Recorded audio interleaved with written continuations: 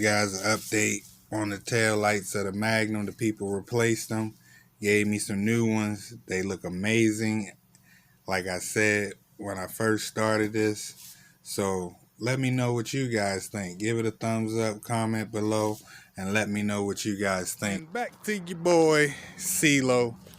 Definitely getting ready to go down. More to come. Please stay tuned. All new subscribers, you can go down to the bottom, check out my videos. I got more videos, definitely more content to come. And we got something coming for the Escalade as well. So stay tuned for that build as well. Yeah, it's getting ready to go down.